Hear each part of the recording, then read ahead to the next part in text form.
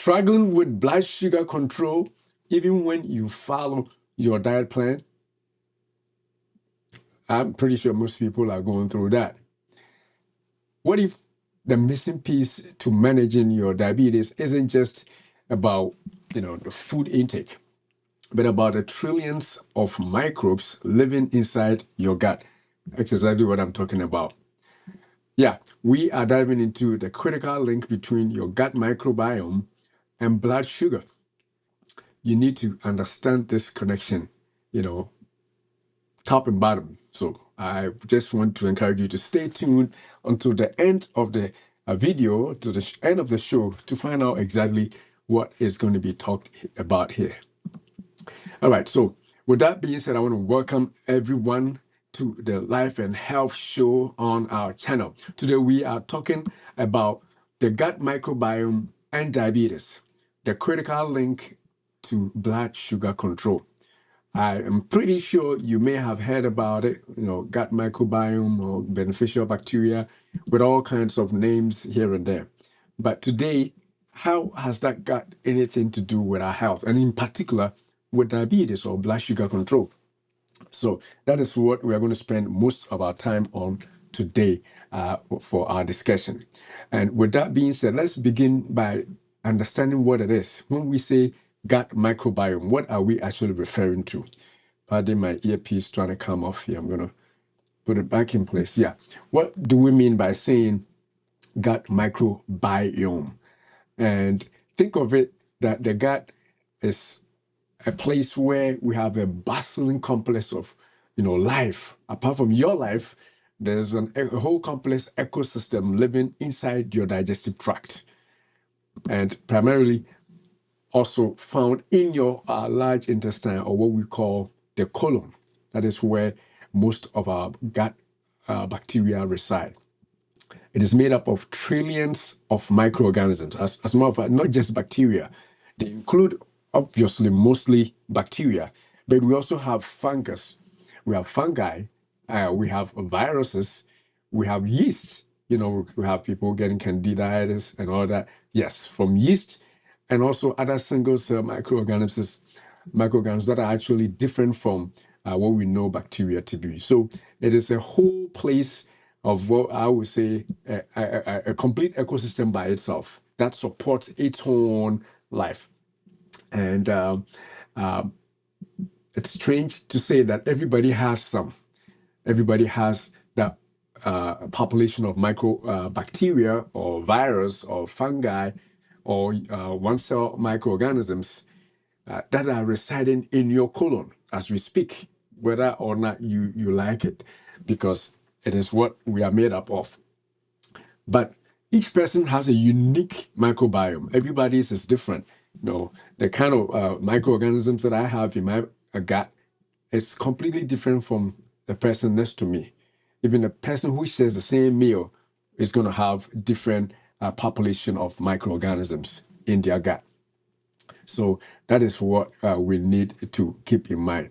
The other reason why there are differences is that we have age differences. Of course, as you age, your microbiome differs from a younger person. Also, genetics. Your genes may not permit some organisms or some bacteria or virus or unicell body organisms to live in your body for reasons of your own genetics. And then also the diet, the kind of diet that you eat. If you feed on one particular diet, or especially if you are in a certain place where your diet completely differs from another, then obviously you are going to have a different population of organisms in your gut. And so that is another huge reason why people may have different microflora in their gut. The other thing is the environment. It could be if you are in a temperate place, if you are in a colder climate, or if you are in a tropical region, the kinds of foods may determine what kind of bacteria or viral particles you may have in your body. I'm talking about specifically beneficial ones that are in your colon. And so your environment will also determine the kind of flora that you have. And then lastly, the other reason why they may differ is the kind of medications you may be taking. If you're on medications, even from one person's own microbiome, taking some medications for some time may sort of change it over time. And then once the medication goes off, it may either remain the same or change depending on what new things that a person introduces into their body. All right. So that is that. For example, I'm sorry, when I traveled for vacation outside the country and I came back, while there, I could tell that my microbiome has changed. I mean, talking specifically with my colon or my large intestine because of the kinds of foods you eat or because of the kinds of food I ate at that point. And when I came back, I also saw that it was changing again. While there, those of you who have had travelers diarrhea, you can relate to what I'm saying because you have not lived in that place for a while. The same foods that people there eat and tolerate fine, you may get diarrhea with it because of the rapidly changing microbiome in your gut when you are outside of your normal place of residence. So that is one time where that happens. So that's just by the way. But yeah, from an individual perspective, it may change from time to time depending on location, depending on the food you change, or depending on medications that you may be on. So that determines what kind of organisms or microbiome you have, especially when we talk about in your large intestine. Yeah. So now, what are the benefits of or the functions of the gut flora or the microbiome, as we are saying? The first benefit is that it helps with your digestion and nutrition, basically digestion and nutrition, and also the absorption of food that you have. If you have a healthy microbiome, or if you have a healthy gut, if you have a healthy colon, that is populated with all the beneficial bacteria in its own natural balance, then you are going to be able to digest your food in some way. So, I mean, healthy means it's going to be all right, right? If it is unhealthy or off the charts, then obviously you can be in trouble, whether you become chronically constipated or chronically in diarrhea. Not to say that's the only thing that may cause that, but at least those are some of the determinants of an unhealthy microbiome or an unhealthy gut. So yes, the first function is that it helps keep a consistent amount of good bacteria in your tummy or in your colon, such that you can absorb. First of all, you can digest fine, can digest very different, diverse kinds of foods, and then you can pick up the nutrients from your food. So that is a major function of the microbiome or the bacteria you have or in your colon. The second thing is the immune system. Immune system, the microbiome affects your immune system greatly. Greatly. In fact, several researchers come up to show that, as a matter of fact, for some people, it controls about 70 to 80% of their immunity is basically based on their microbiome or the organisms in their colon, bacteria, fungi, and virus particles that may be in there. And another reason is that they basically train your body. So apart from the fact that they are there, to produce immunity, they train your body also to fight diseases. So you just think about it this way: you have bacteria in your colon. The bacteria obviously is a foreign organism, right? Or virus particles, or even fungi in your colon, your large intestine. Don't you think that your body should fight it off? Because it's a foreign living entity, and foreign living entities should not be permitted by your body to live in your body.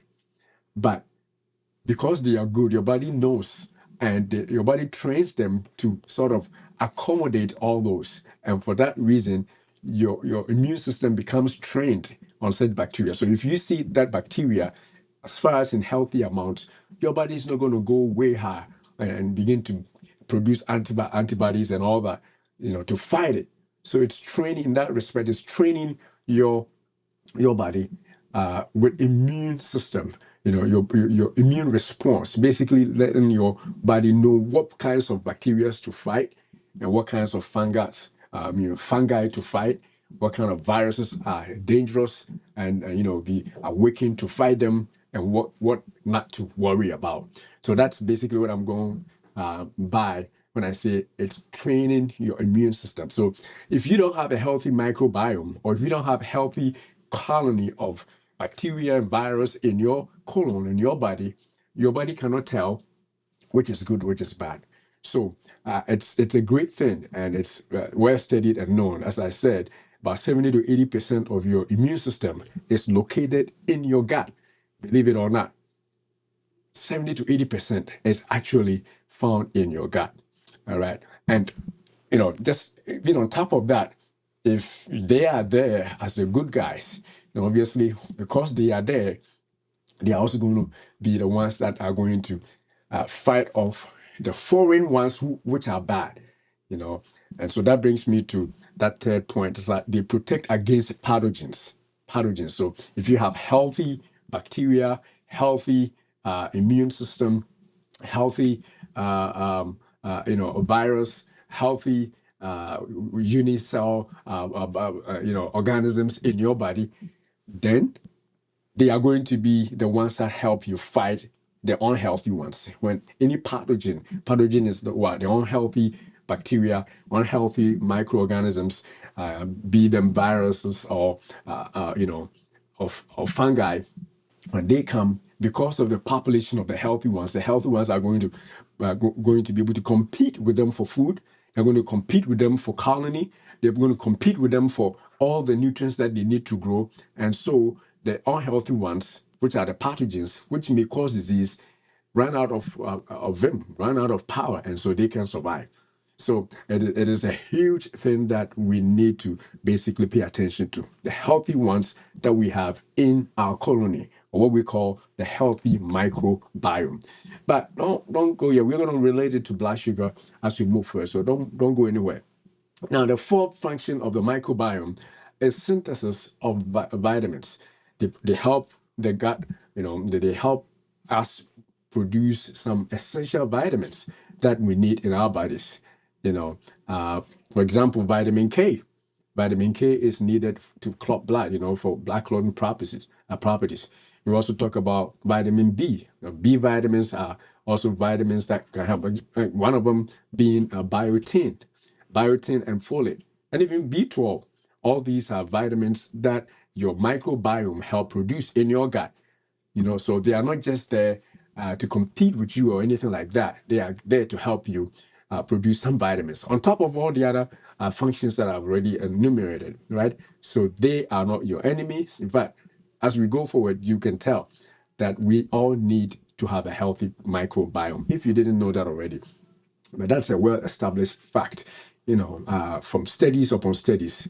So with that being said, let's move on to the fifth point, or the fifth function of the microbiome in your in your colon, is the gut-brain communication. So the body has, from thousands of years of creation, the body has learned to communicate. The brain has learned to communicate with the gut, for things to go well. So if you have a healthy microbiome, you are going to potentially have a healthy mental health. Your mental health is probably going to be on point.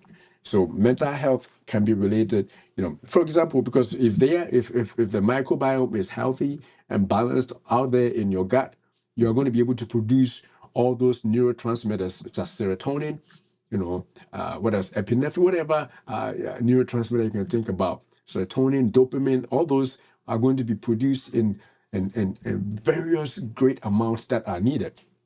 And with that, you can obviously then have a healthy mindset. So gut related to what? The what do you call it?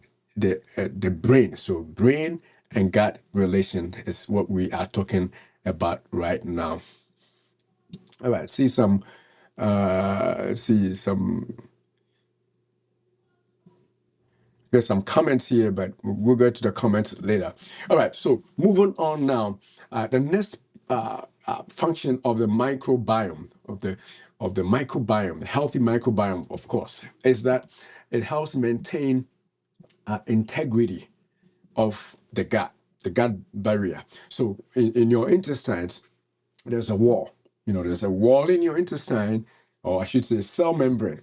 The plants have walls. So let me make sure I make that distinction clear. Talking about the cell membranes, the cells that line the inside of your colon or your intestines, for that matter, they have to be intact. They have to be interlocked well. There shouldn't be any holes like this. If there are holes, then most likely you're going to have things leak in there and enter into your bloodstream and potentially cause havoc, diseases, and all that, right?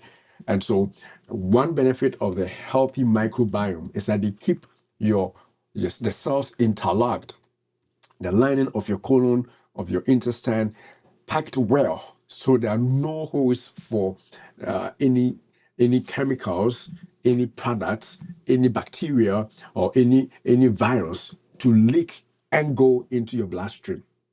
So that is another important function of a healthy microbiome. Keeps the integrity of the cells very well. So they are tightly, makes the cells very tightly packed.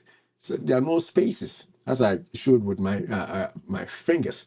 There are no spaces in between, leading to any particles or toxins, and even harmful microbiomes leaking there and causing problems in your blood or your other organs, cause problems to the organs of your body anywhere. So you cannot overestimate the importance of a healthy microbiome. And as we move forward, we are going to explain how that actually relates to your blood sugar and the rest. Yeah. And the seventh point, and then we'll move to that, is that a healthy microbiome is also involved in a healthy metabolic regulation.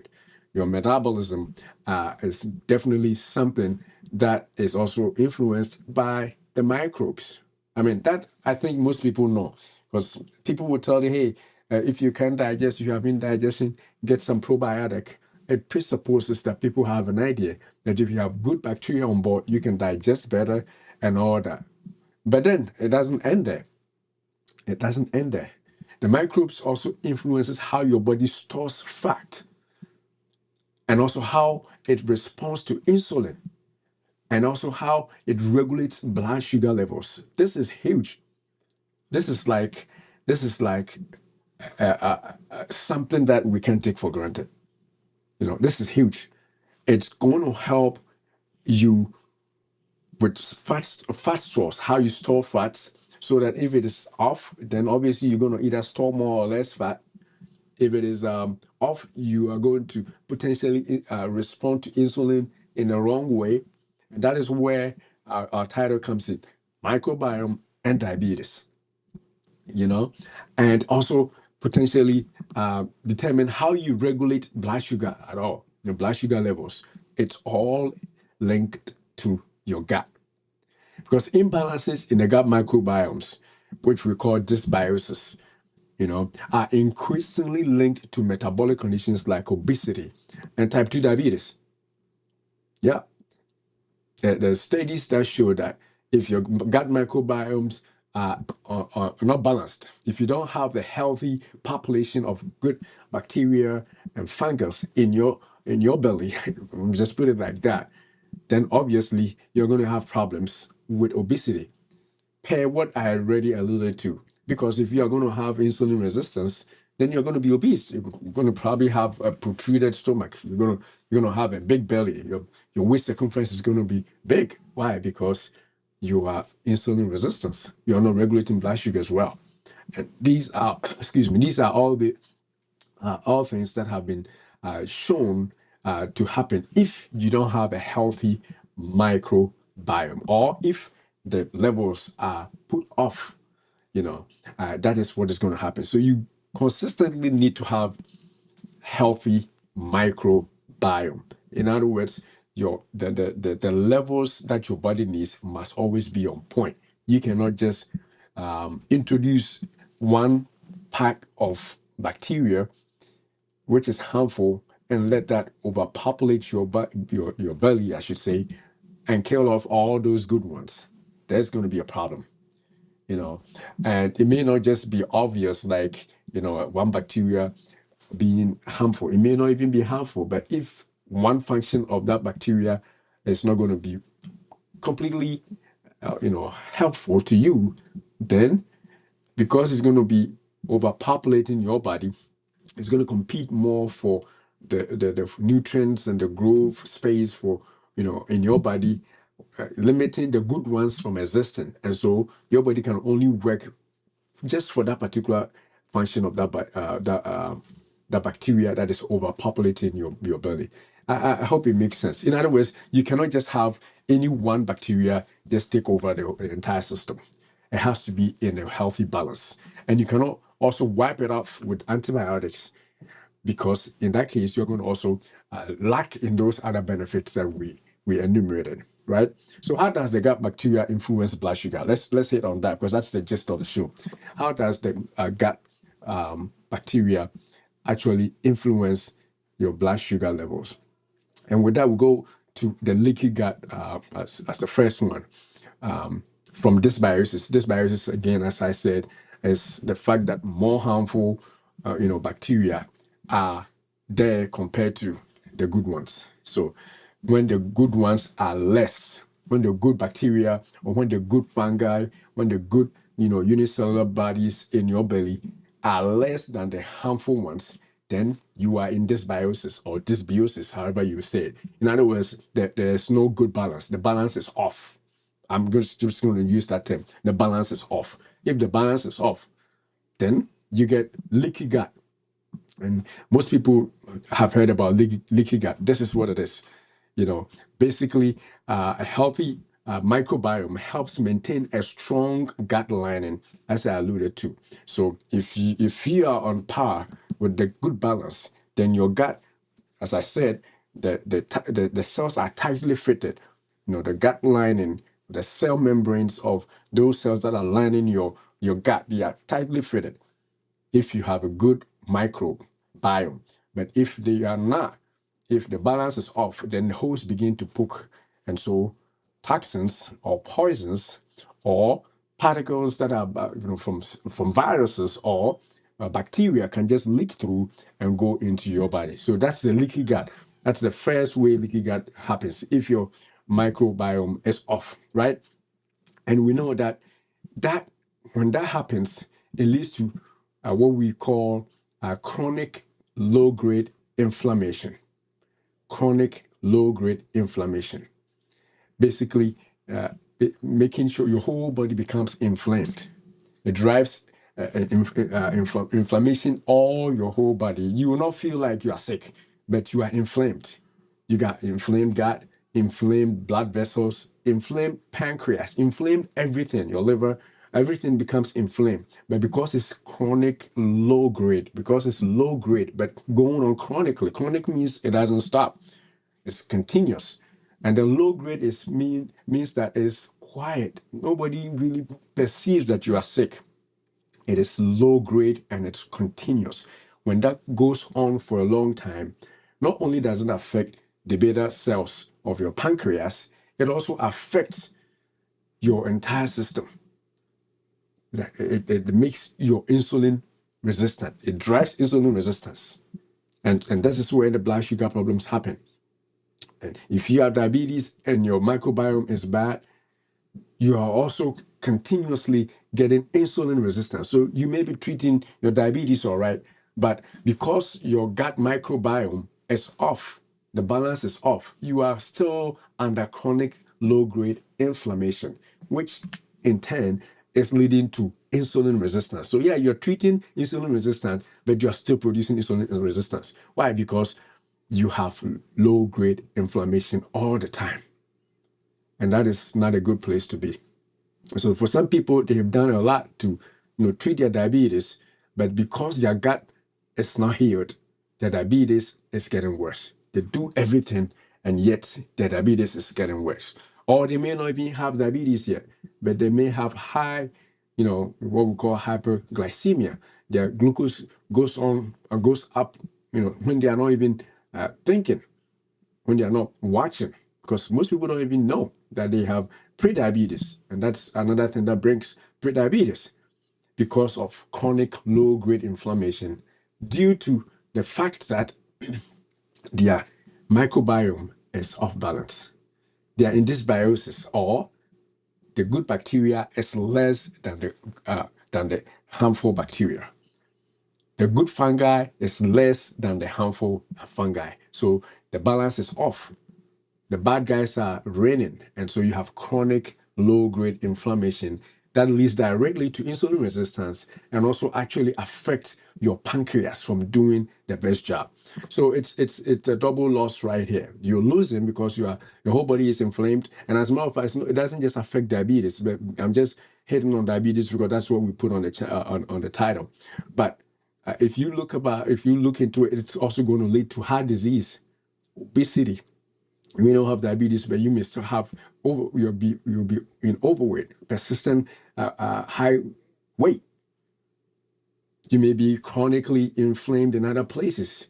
You may have problems with your liver. You may not know, what we call fatty liver disease may be going on, but you don't know, all because you have chronic low-grade inflammation as a result of a microbiome that is off the charts. Toxins are going through your cells, into their hosts. Leaky gut is leading hosts into in your gut, and hosts that make poisons go to your blood, go to the organs, and lead to all those inflammatory episodes that we're talking about. But the sad thing is, because it's not huge, it's not acute, it's not like boom and everybody sees. Many people are living with chronic low-grade inflammation, making their diabetes worse, making them have cholesterol problems, making them have liver cirrhosis. People who have not even been alcoholics having to deal with cirrhosis of the liver, just because of chronic low-grade inflammation. That's been happening over years, over years. And then they are diagnosed and like, I never drank. Yes, you never drank, but your diet was so bad that you have had prolonged inflammation, low-grade inflammation over the years because of leaky gut, because your gut cells are not tight. They're not tightly packed because what? You have a dysfunctional microbiome. So I don't want to belabor this point so much. Let's go to the next reason why diabetes results or blood sugar problems. The other one is when you have a healthy microbiome, they bind to what we call bile acid. And bile acid metabolism is affected by a good microbiome. So if you have, specific modified bile acids, that's what we call them. Specific modified bile acids can bind to receptors, in the gut and other tissues, which then influence glucose metabolism and also insulin sensitivity. And so if you have a leaky gut, or if you have, I like saying the leaky gut, but if you have an imbalanced, or I should say dysbiosis, or I'm pretty sure we are learning big terms today, or you have a gut that is not in a harmonious level, or how should I put it? You have a gut that is not balanced. The good and the bad. The bad is winning over the good. Dysbiosis. Then obviously you are going to have all these problems. Glucose metabolism going to be bad because you are not binding your bile acids are not being bound. Why? Because the gut that used to do that, the microbiomes that have to do that, they are not in that place where they should be, and so things go bad. Things go very bad. So it is a huge thing that we need to definitely pay attention to. But there's the easy fixes. I'm saying it as if there's no hope. There is hope.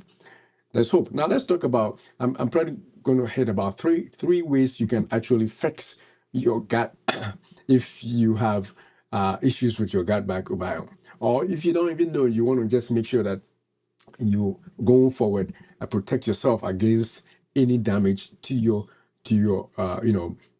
microbiome or to the organs or the organisms that are in your colon, in your body, that are supposed to help you protect you against these blood sugar spikes and stuff, right? So let's do three of them. The first one that you have to do is to increase dramatically your dietary fiber intake. Your dietary fiber intake, I can't stress it enough. We always, on this channel, we try to point you to what kinds of foods to eat that will help you. But there are certain key food elements or nutrients that we always come to. And it's not for just to make it easier for us to do a show. No, it is because if you go in the research, if you go to the clinical databases, if you go to the clinical studies, they are there. It's studied and they are there. Fiber. You got to be dramatically increasing your fiber intake if you want to fix your microbiome. If you want to have a good balance of good bacteria, good fungi, and good virus particles in your colon so that you get the benefits that we're talking about, you have to definitely increase your intake of dietary fibers. And by that, not just one, you can focus on the diversity of, fibers that you think of. Whether it's soluble fibers, even apples have soluble fibers. We have fibers in oatmeal, steel cut oatmeals. We have fibers in greens. All these greens that we always mention, they are prebiotics. We have lettuce, we have spinach, we have kale, we have contumaries. What other green do you know? All those are fibers that are going to feed the beneficial bacteria. So people who eat refined foods that are processed, because when processing happens, you remove all those benefits, you remove all those fibers. Those people are the people with the most problems. The people who eat natural. I was watching one doctor's video. He said that the one ingredient food, in other words, the food that is just made from one ingredient, which means it's not processed. You haven't added anything to it. So if I'm eating spinach, you can't do anything to spinach unless you actually go to the extent of, blending it, adding salt, adding oils, adding all those things. Then you are basically processing it. But if I'm eating a spinach salad, there's no ingredient added. It's just the spinach. That's all I'm eating. So fiber. I can't stress it enough, because that is the food for the microbiome. The fungus will grow on it, the bacteria will grow on it, and even the beneficial viruses. We don't mention them a lot, but they are in the colon too. They will all feed on the fibers, whether it is soluble or non-soluble fibers. We need them all, so that I'm talking about seeds and nuts and fruits. All those are fibers. So if you can begin to include them in your regular diet, you are going to be feeding the beneficial bacteria, and your microbiome is going to be healed. So immediately, if you want to heal it, just hit on them. The greens, the nuts, the seeds, the fruits, being careful not to be doing all the tropical fruits. If the tropical fruits may be very sweet, some of them at least. So if you are diabetic and sugar conscious, don't just do the fruits, but have a healthy balance of all those fibrous fruits that you can find. For example, I got some apples last time I went to the grocery shop. I got a Granny Smith apples, the green apples. They may not taste as sweet as a sweet apple, but there's still some sweetness there. So you intentionally include certain, non-sweetened fruits if you're diabetic, because we need you to have the fibers on them, or if you are worried about increasing your blood sugars. All right. So that's that one. The second way to fix your microbiome is to significantly reduce added sugars, refined carbohydrates, and highly processed foods, as I alluded to earlier. You have to significantly reduce them. If you do not reduce them, you are definitely going to hurt yourself. Because why?